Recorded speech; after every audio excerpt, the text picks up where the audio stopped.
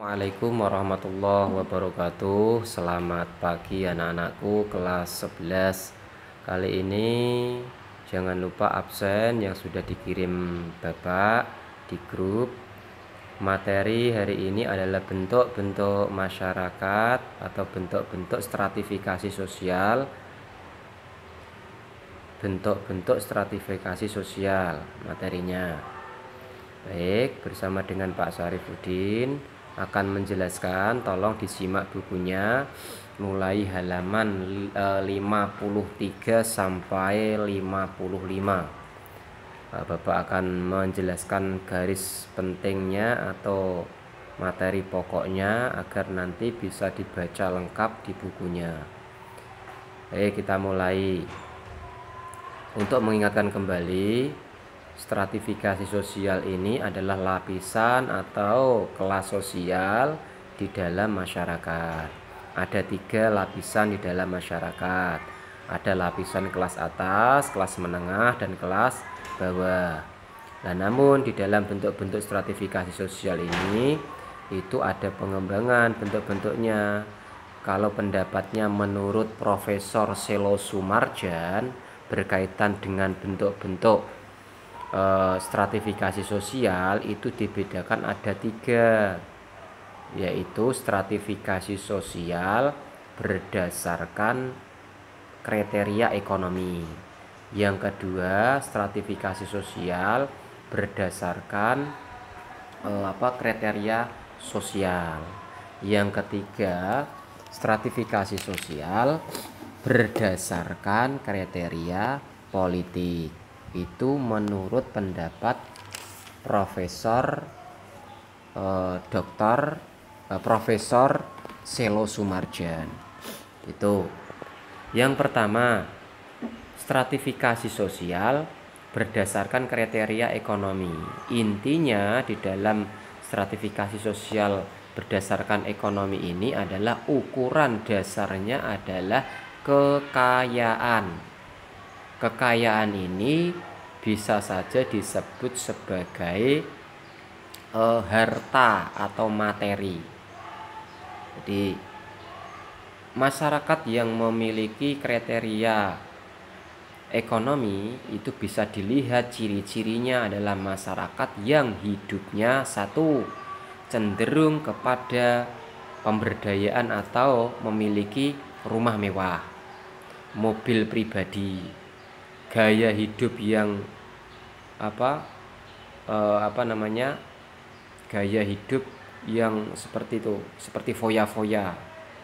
Itu termasuk dalam kriteria ekonomi. Intinya adalah kekayaan, teori. Nah, di dalam stratifikasi sosial kriteria ekonomi ini itu juga ada golongan menurut pendapat Karl Marx.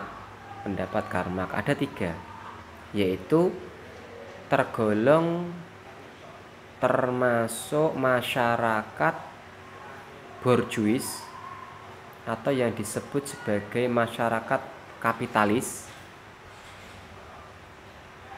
menengah, dan proletar, masyarakat proletar.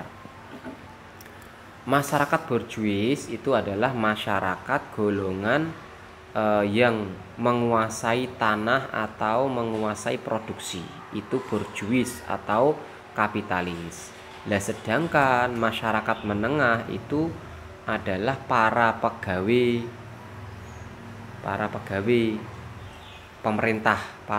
pemerintah. Kemudian yang ketiga adalah golongan masyarakat itu proletar. Masyarakat proletar itu adalah masyarakat atau orang-orang yang tidak mempunyai tanah atau alat produksi.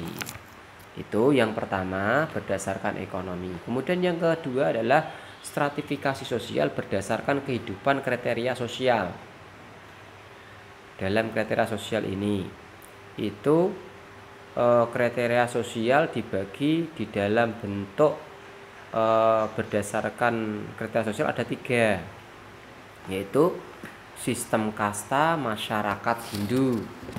Yang kedua, stratifikasi berdasarkan pekerjaan. Yang ketiga, stratifikasi berdasarkan politik. Yang pertama, di dalam stratifikasi sosial berdasarkan kriteria sosial, yang pertama, sistem kasta atau stratifikasi kasta. Itu ada 4 kasta yang perlu diketahui. Kasta Brahmana atau yang disebut kelas atas atau golongannya adalah pendeta agama Hindu. Kemudian kesatria, ini termasuk golongan bangsawan atau tentara. Kemudian yang ketiga adalah waisya, ini termasuk masyarakat menengah atau pedagang, ini menengah. Terus masyarakat sudra, ini masyarakat kelas paling bawah atau disebut sebagai rakyat jelata. Itu. Kemudian untuk yang nomor 2 dari sistem stratifikasi sosial berdasarkan kriteria sosial, yang kedua adalah stratifikasi sosial berdasarkan pekerjaan. Nah, di dalam sistem ini, bidang pekerjaan ini, itu individu ataupun kelompok itu harus mempunyai hal yang mendasar. Di antaranya hal yang mendasar itu apa? 1, keahlian, kecakapan, kemudian keterampilan. Harus mempunyai itu. Keahlian, kecakapan, dan keterampilan. Itu dasar dari bidang pekerjaan. Untuk meningkatkan jenis pekerjaannya, paling tidak seseorang individu harus mempunyai ketiga hal itu. Kemudian yang ketiga, stratifikasi sosial berdasarkan pendidikan. Ini masih berdasarkan sosial. Sosial kamu kan kasta Hindu, masyarakat Hindu ya. Yang kedua pekerjaan, yang ketiga ini pendidikan. Nah, pendidikan ini menjelaskan tentang tingkatan-tingkatan pendidikan. Yang pertama mulai dari perguruan tinggi turun lagi mulai dari misalkan profesor, kemudian sarjana, kemudian mahasiswa, terus SMA sederajat, kemudian SMP, SD, ya sampai itu jenjang tentang pendidikan. Nah, di dalam menentukan tingkat ini atau stratifikasi pendidikan ini, dasarnya adalah ilmu pengetahuan dan teknologi. Pengen menuju perubahan yang progres menjadi pendidikan yang tinggi, ya menuju hal yang progres. Nah, regres ya mundur malah, seperti itu. Nah, itu. Kemudian bentuk yang ketiga adalah atau yang terakhir, stratifikasi sosial berdasarkan kriteria politik. Di antaranya ada 3 tipe. Yang pertama adalah tipe kasta. Kemudian tipe oligarki dan tipe demokratis. Yang pertama tipe kasta. Tipe kasta ini tipe yang paling kaku, tipe yang ketat, tipe yang sulit untuk berubah status sosialnya. Kalau raja keturunannya jadi raja, yo anak-anaknya. Seorang masyarakat pengen menjadi raja ya ndak bisa. Itu. Kemudian tipe oligarki itu tipe di mana tipe ini masih tegas. Tetapi ketegasan itu ada pembeda kelas sosial, ada pembedanya. Ditentukan oleh apa pembedanya? Oleh kebudayaan. Kebudayaan atau kebiasaan di dalam masyarakat. Terutama apa? Kebudayaan ini bisa berubah karena adanya kesepakatan yang diberikan kepada warga masyarakat untuk memperoleh kekuasaan yang diinginkan. Ini sifatnya tegas, cuma bisa berubah dengan jalan kesepakatan.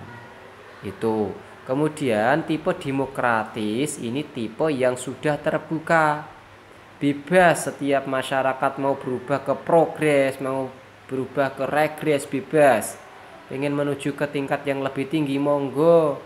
Pengen kembali ke mengulang atau derajatnya turun ya monggo. Cuma di sini lebih jelasnya berkaitan dengan bentuk-bentuk bisa dibaca halaman 53 sampai 55. Untuk tugasnya halaman 62 nanti dikerjakan di buku catatan. Jangan lupa banyak membaca buku-buku dan dikerjakan soalnya. Ya mungkin itu yang dapat semoga dapat bermanfaat. Mungkin itu yang dapat Bapak sampaikan. Tetap semangat dalam belajar. Assalamualaikum warahmatullahi wabarakatuh. Jangan lupa absen. Ya, akan terekap di data Bapak. Ya, salam semangat. Mantap.